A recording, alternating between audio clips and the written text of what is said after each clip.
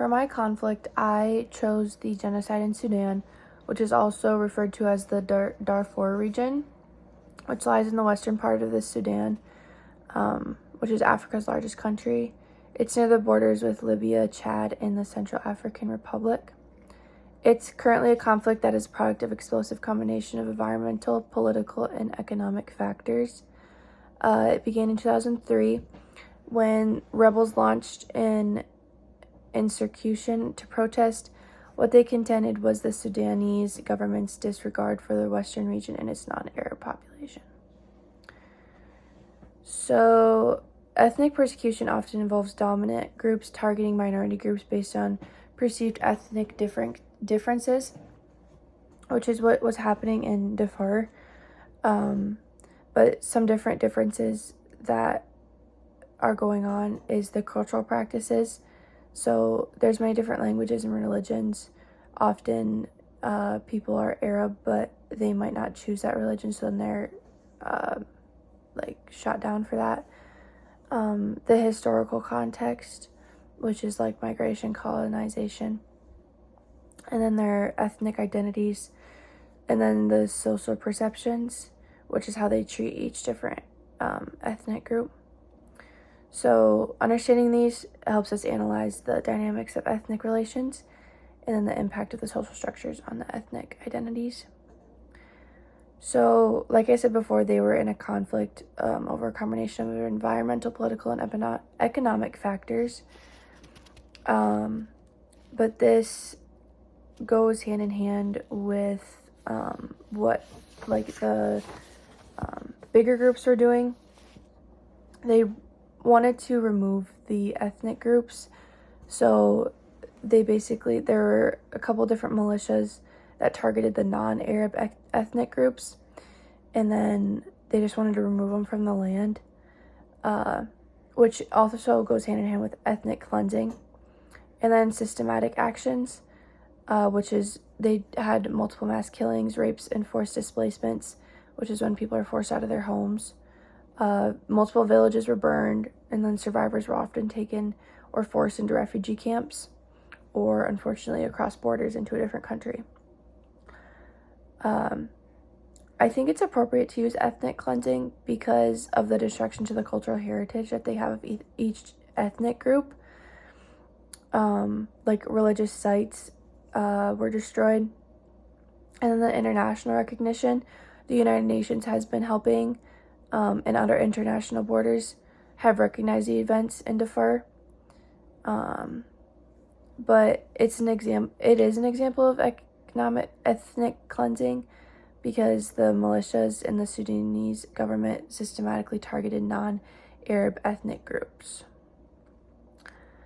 Like I said before, again, it began in 2003 and will have devastating, long-lasting impacts. The most intense period of violence occurred between 2003 and 2005, but the conflict and its impacts have persisted for many years. There's multiple instances of sporadic violence and instability to continue to the effect of the region. An estimated 300,000 people were killed due to violence, disease, and starvation just between those 2 years, which is really sad to think about. But also during that time, there were 2.5 million people displaced from their homes, which created a massive refugee crisis, and people had to seek shelters and IDP homes or camps. So a couple different groups that were targeted was obviously the non-Arab ethnic groups. They were forced and attacked by the Sudanese government and the militias out of where they were living.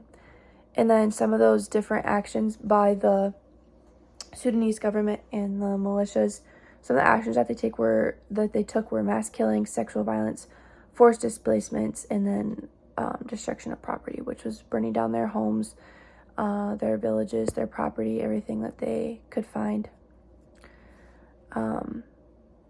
But how this is related to chapter 9, these patterns that these people kind of went with included expulsion, segregation, and accuratization.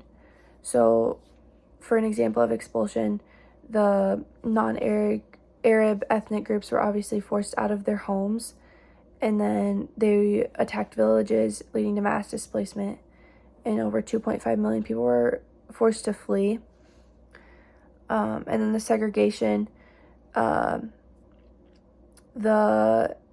segregation manifested in the form of IDP camps, where displaced non-Arab populations were concentrated. So basically, if you were forced out of your home, you basically didn't have a choice to go to this concentration or not. But these places often lacked isolation, or had isolation and lacked adequate resources.